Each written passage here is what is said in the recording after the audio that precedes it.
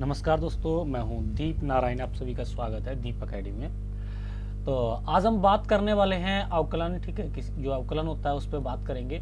और मैं यहाँ पे देखो, मैंने यहाँ पे एक पी पॉइंट लिया। ये आपका एक वक्र है। वक्र जो है आपका y equals to f x, y equals to f x एक वक्र है आपका। मैं इस पे बात करने वाला हूँ। इस वक्र पे कोई पॉइंट P है जिसके कोऑर्डिनेट आपके एक्स वाई है। तो आपको क्या करना होता है कि इस फलन को अगर ये देखना है कि सतत है या असतत है, ठीक है, तो एग्जैक्ट पॉइंट तो P है आपका ये, लेकिन इसके जस्ट पहले और इसके जस्ट बाद, यानी इन दो पॉइंट पे, जैसे कि मैंने ये दो पॉइंट बनाया, एक तो ये और एक ये पॉइंट, इन दो पॉइंट पे हम वैल्यू ज्ञात करता है। अगर इन दो पॉइंट पे दोनों इस P पॉइंट के बराबर अगर वैल्यू होती है या बराबर मान होता है, तो इस कंडीशन में ये क्या होता है, ये फलन जो होता है आपका सतत हो जाता है। इन दो पॉइंट पे ज्ञात करता है। इन दो पॉइंट पे ज्ञात कैसे करते हैं? तो सबसे पहले तो आप ये समझो कि अगर आपको ये दिया हुआ है कि P कोई पॉइंट है, उसके कोऑर्डिनेट एक्स वाई है, तो इस पॉइंट पे इसका अवकलन मतलब होता है कि इसकी प्रवणता क्या होता है इसका, यानी कि P बिंदु की प्रवणता, यानी P बिंदु पे, ठीक है, जो वक्र गया है, ठीक है, बिंदु पर, ठीक है, वक्र यानी कि y बराबर एफ एक्स की प्रवणता, तो y बराबर एफ एक्स पे प्रवणता क्या होगी है? तो प्रवणता को हम जब पढ़े हैं कि जब एक बिंदु होगा तो प्रवणता जो होती है m इक्वल्स टू होता है y upon x. m equals to y upon x, ये क्या होती है? हमारी प्रवणता होती है। तो ये यहाँ पे आपको बताया गया है। तो एक चीज यहाँ पे क्लियर है कि जो P पॉइंट दिया गया है, ठीक है, उस पे हम इसकी प्रवणता निकालते हैं कि अगर इसको और सरल शब्दों में बोलें तो ये बोलेंगे कि इसको हम बोलते हैं ढाल। क्या बोलते हैं हम? ढाल m बराबर y बटे एक्स। अगर कोई दो बिंदु होते इस लाइन पे, मान लो कि ये लाइन रेखा जो है यहाँ से होके पास हो रही होती इस तरह से, और यहाँ पे पॉइंट एक आपका Q बना रहा होता है और यहाँ पे एक P पॉइंट P बन रहा होता है, ठीक है। तो फिर इसका क्या होगा कि दो बिंदुओं के बीच की दूरी से इसकी प्रवणता निकालते, तो ढाल आपकी यहाँ पे हो जाती m इक्वल्स टू, इसके कोऑर्डिनेट होते हैं आपके y2 x2 और y2 x2 और y2, इसके कोऑर्डिनेट होते हैं आपके इस पॉइंट यानी कि Q के, और P के कोऑर्डिनेट आपके x और y होंगे, यानी x1 और y1 भी लिख सकते हैं आप, ठीक है, ये होंगे। तो इस कंडीशन में आपकी जो प्रवणता होती है वो होती है y2 माइनस y1 बटे x2 माइनस x1, ठीक है। चलिए, हम इसको तो एक बार पहले भी डिस्कस कर चुके हैं, तो हम भी यहाँ पे नेक्स्ट पॉइंट पे पहुंचते हैं। तो नेक्स्ट पॉइंट आपका ये रहता है कि फलन सतत कब होगा। जैसे y इक्वल्स टू कोई एक फलन दिया एफ एक्स, ये सतत कब होगा? तो ये सतत होने की इसकी कंडीशन जो होती है वो ये होती है कि, जैसे कि मैं फिर से यहाँ पे थोड़ा सा ग्राफ को बनाता हूँ जिससे कि आपको फिर से समझ में आ जाए, ठीक है। ये देखो, मैं यहाँ पे ग्राफ बनाता हूँ, एक्स डैश वाई और वाई डैश एक्सिस मैंने यहाँ पे बना दिया, और मैंने एक कोई वक्र ये बना दिया। इसके किसी एक पॉइंट P पे, यहाँ पे कोई P पॉइंट है, यहाँ पे क्या करना होता है कि आपको प्रवणता निकालनी होती है। क्या करना होता है? प्रवणता आपको निकालनी होती है। तो देखो, ये जो पॉइंट है ये इसके जस्ट यहाँ पे और यहाँ पे, इसको बोलते हैं हम, ये जो पॉइंट होता है इसको बोलते हैं हम, यानी कि RHL, ठीक है, राइट हैंड लिमिट, और इस वाले पॉइंट को हम बोलते हैं LHL बोलते हैं। तो इन दो पॉइंट पे, ये जो दो पॉइंट है, चूंकि ये तो पॉइंट P का है ऑलरेडी, इन दो पॉइंट पे क्या करना होता है, ये जो पॉइंट दिया है और ये जो पॉइंट दिया है, इन पे हमें क्या करना होता है कि यहाँ पे निकालनी होती वैल्यू। अगर इन पे वैल्यू सेम हो तो आपको कह सकते हैं ये फलन सतत है। इसको कैसे लिखते हैं? देखो, तो यहाँ पे लिखते हैं लिमिट, ठीक है, x टेंस टू, ठीक है, a यहाँ पे लिख देंगे, और इक्वल्स टू में यहाँ पे लिखते हैं, ठीक है, लिमिट h टेंस टू 0, ठीक है। ये हम जो लिमिट निकाल रहे हैं, ठीक है, ये हम LHL के लिए निकाल रहे हैं। किसके लिए निकाल रहे हैं हम? LHL, लेफ्ट हैंड लिमिट के लिए हम निकाल रहे हैं, ठीक है। तो ये हो गया आपका जो LHL होगी, limit x tends to a, ठीक है, x की जगह पे a रखना है, इक्वल्स टू, ठीक है, लिमिट h टेंस टू 0, और यहाँ पे लिखते हैं f a plus h, sorry, a minus h, यहाँ पे करेंगे a माइनस h, माइनस का चिन्ह लगा लो बड़ा सा, ये माइनस h। अगर यहीं पे हम लिमिट निकालते हैं लिमिट यानी कि RHL लिमिट, ठीक है, RHL लिमिट निकालेंगे तो यहाँ पे क्या हो जाएगा, ये हो जाएगा आपका RHL, ठीक है। तो limit x tends to a equals to limit h tends to 0, और यहाँ पे लिखते हैं हम x a प्लस h के साथ में यहाँ पे निकालता है। तो एक चीज क्लियर हुआ, देखो लेफ्ट हैंड लिमिट में हम यहाँ पे x जो होता है उस वहाँ पे जब उसकी जगह पे क्या रखते हैं a माइनस एच, और राइट हैंड लिमिट में हम क्या लिखते हैं, ठीक है, जहाँ पे x होता है वहाँ पे a प्लस एच लिखते हैं। तो इसका सीधा सा मतलब है कि जो देखो ये पॉइंट P है और इस पॉइंट से इस पॉइंट की जो डिस्टेंस है ये होती है आपकी h, और या फिर इस पॉइंट से इस पॉइंट की दूरी ये होती है आपकी h। तो h जो इतनी छोटी वैल्यू होती है उसको एज ए 0 कंसीडर कर लेते हैं, बहुत छोटी वैल्यू होती है, इसलिए यहाँ पे h टेंस टू 0 यहाँ पे लिखते हैं। और थर्ड कंडीशन होती है fa मतलब होता है कि फंक्शंस की वैल्यू, ठीक है, यानी कि जो फलन का मान, यहाँ पे हम लिखेंगे फलन का मान, ये फलन का मान होता है, यानी कि x इक्वल टू दिया जाएगा कि x इक्वल टू a पर, x इक्वल टू a पर, ठीक है, आपको फलन की वैल्यू निकालनी है, ठीक है, fa ये आपको दिया होता है। तो चलिए मैंने यहाँ पे बात किया, तो अच्छा कोई फलन सतत होगा, ठीक है, y इक्वल टू fx सतत है, ठीक है, सतत कब होगा, जब LHL fx equals to fa यानी फंक्शन की value equals to RHL fx, यानी ये तीनों वैल्यू जब इक्वल होंगी, यानी कि फंक्शंस की वैल्यू, फंक्शन की लेफ्ट हैंड लिमिट, फंक्शंस की राइट हैंड लिमिट, ठीक है, ये तीनों जब इक्वल हो जाएंगी उस कंडीशन में हम कह सकते हैं कि जो फलन है आपका वो कैसा है, आपका फलन सतत फलन है। कैसा फलन है, सतत फलन आपका है, ये कह देते हैं। चलो आगे बात करते हैं। देखो मैंने यहाँ पे क्या किया हुआ है कि एक एक्सरसाइज आपकी ली हुई है, और एक्सरसाइज लेने के बाद हमने क्या किया है कि इसको हम सॉल्व करने वाले हैं। तो सॉल्व देखो कैसे करते हैं, अब आप देखेंगे।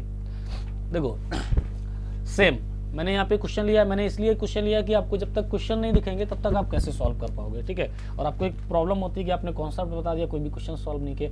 तो क्वेश्चन नंबर फर्स्ट में आपसे कह रहे हैं, देखो क्वेश्चन नंबर फर्स्ट में आपसे ये कह रहे हैं कि fx equals to 5x minus 3, ये आपको दिया गया। इज कंटिन्यूअस यानी कि ये फलन सतत है at x equals to 0, x equals to -3, x equals to 5। तो अलग अलग करके निकालना होगा, मैं सिर्फ एक पॉइंट पे निकालता हूँ, बाकी पे आपको निकालना होगा। तो सबसे पहले मैं क्या निकालता हूँ, x इक्वल्स टू 0 पे ये चेक करता हूँ सतत है या नहीं है। तो सबसे पहले क्या चेक करते हैं, लेफ्ट हैंड लिमिट, ठीक है। तो यहाँ पे हो जाएगा लिमिट,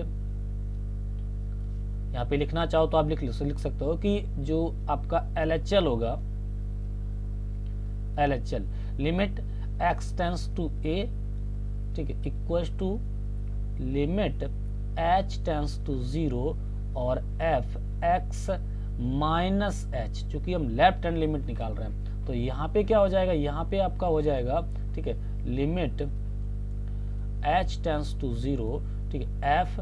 अब देखो जो फंक्शन है, फंक्शन तो आपका ये है ना, ये वाला, ठीक है। तो यहाँ पे क्या हो जाएगा आपका कि जो फंक्शन लिखा है उसकी जगह पे, यानी कि आप यहाँ पे फंक्शन लिखोगे, ये जो फंक्शन होगा आप उसको लिखोगे यहाँ पे, ठीक है। देखो ये फंक्शन है, उसको आप लिखोगे यहाँ पे पहले, ठीक है, यानी कि फंक्शन है आपका 5x, ठीक है, -3, 5x -3 है। लेकिन x की जगह पे क्या लिखना है, x की जगह पे आपको x माइनस एच लिखना है, यानी कि a माइनस एच, यहाँ पे कह सकते हैं a माइनस एच लिखना है। a मतलब जिस पॉइंट पे ज्ञात करना है, ये यानी कि ये वाला पॉइंट। तो यहाँ पे क्या होगा आपका 0, ठीक है, -h, ये इतना। अब ये देखो ये x की जगह पे लिख गया आपका, अब बाकी ये पूरा हो गया आपका। तो ये हो जाएगा आपका लिमिट h टेंस टू 0, ठीक है। अब देखो यहाँ पे इसका अंदर मल्टीप्लाई कराओगे तो ये होगा -5h -3, h की वैल्यू रखो, h इक्वल टू 0 रख दो यहाँ पे। तो ये आपका हो जाएगा -5 × 0 -3 इक्वल टू -3। ये आपकी लेफ्ट हैंड लिमिट आ गई। राइट हैंड लिमिट बहुत जल्दी से निकालेंगे। तो राइट हैंड लिमिट जब निकालोगे, ठीक है, RHL जब निकालोगे, ठीक है, तो यहाँ पे पहले फॉर्मूला होता है उसका, वो लिख लो आप, limit x tends to a equals to limit h tends to 0 और यहाँ पे लिखोगे f x प्लस h, ये होता है आपका। तो यहाँ पे आप वैल्यू रखते हैं बेटा, ठीक है। तो देखो x इक्वल्स टू 0 पे निकाल रहे हैं, ठीक है। तो यहाँ पे हो जाएगा limit h tends to 0, h tends to 0। अब देखो फंक्शन है वो आपका है 5x माइनस 3, तो x की जगह पे क्या रखना है आपको 0 प्लस h रखना है ये। अब बस वैल्यू रख दो, h की वैल्यू यहाँ पे रखो तो 5 इंटू 0 प्लस 0, या फिर आप इसको अगली लाइन में सॉल्व कर सकते थे, ठीक है, या फिर आप यहीं पे रख सकते वैल्यू, ठीक है, और माइनस 3, तो ये भी आपका निकलता है माइनस 3। तो देखो लेफ्ट हैंड लिमिट और राइट हैंड लिमिट दोनों इक्वल हो गई आपकी। अब फंक्शंस की वैल्यू यानी कि f टेंस टू 0 निकाल लो, तो ये होगा 5 into 0 minus 3 equal to minus 3, ठीक है, ये आपका हो गया। तो इस कंडीशन में यहाँ पे कह सकते हैं कि जो आपकी LHL लिमिट है LHL f x equal to f a equal to RHL f x, ये तीनों वैल्यू आपकी यहाँ पे क्या हुई, इक्वल आ गई हैं। देखो तीनों वैल्यू यहाँ पे क्या हो गई, इक्वल आ गई। तो अगर हम बात करें तो ये तो थी आपकी LHL लिमिट ये वाली, और ये आपकी थी RHL लिमिट, और ये आपकी फंक्शंस की वैल्यू, तो तीनों यहाँ पे क्या हुई, इक्वल हो गई। तो इस कंडीशन में कह सकते हैं कि जो आपका फलन है, यानी कि ये जो आपका फलन दिया गया है, ठीक है, 5x minus 3 at x equal to 0 पे कैसा सतत, सेम इसी प्रकार आपको x इक्वल टू 3 और x इक्वल टू 5 पे आपको ज्ञात करनी होंगी। तो ये देखो यहाँ पे एक निकला है। अब कोई भी फंक्शन हो, ठीक है, ये तो एक फंक्शन था आपका, कोई भी फंक्शन हो आपका, ठीक है, सबको इसी पे निकाल देते हैं। देखो जैसे ये कह रहे हैं आपका एक फंक्शन है fx, यानी कि अगर 2 क्वेश्चन की बात करें तो बहुत जल्दी से निकालेंगे इसको, में ज्यादा हम कुछ करेंगे नहीं। देखो x इक्वल टू किस पे निकालना है, 3 पे, x इक्वल टू 3 पे, क्वेश्चन नंबर 2 की बात कर रहे हैं, x इक्वल टू 3 पे निकालना है आपको। फंक्शन आपका क्या है, यानी कि जो y बराबर fx जो है, ठीक है, वो क्या है आपका, ठीक है, वो दिया हुआ है fx equal to 2x square minus 1, ये दिया हुआ है। क्लियर हुआ, 2x स्क्वायर माइनस 1 ये दिया हुआ।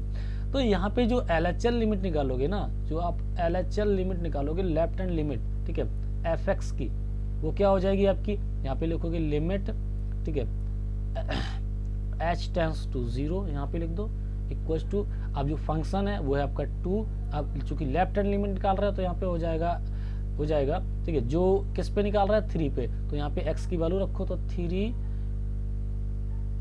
माइनस h का होल स्क्वायर माइनस 1, इस पे रख दो वैल्यू बेटा, तो ये हो जाएगा 6 माइनस 2h, या इसका अभी स्क्वायर करना पड़ेगा आपको, ठीक है, तभी आपका निकल पाएगा, ठीक है। तो स्क्वायर पहले कर लो, ठीक है, थोड़ा सा मैं को इरेज करता हूँ, ठीक है। देखो ये देखो, ठीक है, ये देखो, तो ये हो जाएगा 2, इसका होल स्क्वायर ओपन कर लो, चूंकि ये लिखा है तो 9 E square plus B square या फिर ई स्क्वायर माइनस 2ab, यानी कि यहाँ पे हो जाएगा 6h और प्लस h स्क्वायर माइनस 1, ठीक है। तो अंदर मल्टीप्लाई आप कर सकते हो अभी, ठीक है। तो ये हो जाएगा आपका लिमिट h टेंस टू 0, ये हो जाएगा 18 minus 12h plus 2h square minus 1, ठीक है। अभी h की वैल्यू रख दो, ठीक है, तो h टेंस टू क्या रखना है 0, तो ये हो जाएगा 18 माइनस 12 इंटू 0 प्लस 2 इंटू 0 का स्क्वायर माइनस 1, तो ये टर्म 0, ये टर्म 0, तो ये हो जाएगा 18 माइनस 1 इक्वल टू 17, कितना आ गया 17। ये आपकी लेफ्ट हैंड लिमिट आ गई। राइट हैंड लिमिट निकालने के लिए आप क्या करोगे, तो राइट हैंड लिमिट जो RHL होगी, ठीक है, वो आपकी हो जाएगी लिमिट h टेंस टू 0, ठीक है, h टेंस टू 0 हो गया आपका, ठीक है। और यहाँ पे जो फंक्शन होगा वो होगा 2, और यहाँ पे आप लिखोगे 3 प्लस h का स्क्वायर माइनस 1, तो ये आपका हो जाएगा 2 9 plus 6h plus h square minus 1, यहाँ पे आप वैल्यू रख सकते हो h की, क्या लिख सकते हो, लिमिट जो चल रही है वो आपकी चल रही है लिमिट h टेंस टू 0, रख देते हैं वैल्यू, तो या फिर मल्टीप्लाई आप कर लो, तो ये होगा 18 plus 12h plus 2h square minus 1, तो तो यहाँ पे हो जाएगा 18 + 12 × 0 + 2 × 0 का स्क्वायर माइनस 1, चूँकि h की जगह पे क्या रखा है आपने 0 रख दिया है, तो यहाँ पे आपका हो जाएगा 18 - 1 = 17। अब देख लो यहाँ पे जो आपने लेफ्ट हैंड लिमिट निकाली थी वही देखो राइट हैंड लिमिट आ गई आपकी, यहाँ पे -1 है आपका वही आ गई यहाँ पे। अब फंक्शंस की वैल्यू यानी कि f निकाल लो, तो f किस पे निकालना आपको 3f3 = 2, और यहाँ पे आप लिखोगे जो x लिखा है 3 का स्क्वायर -1 यानी कि 2 × 9, ठीक है 2 × 9 यहाँ पे हो गया 18, ठीक है -1 यानी कि ये हो जाएगा 18 - 1 = 17। तो कह सकते हैं कि LHL fx = फंक्शंस की वैल्यू fa या fx = RHL fx, ये तीनों आपस में कैसे हैं इक्वल हैं। अगर ये तीनों आपस में इक्वल हैं तो उस कंडीशन हम कह सकते हैं अतः फलन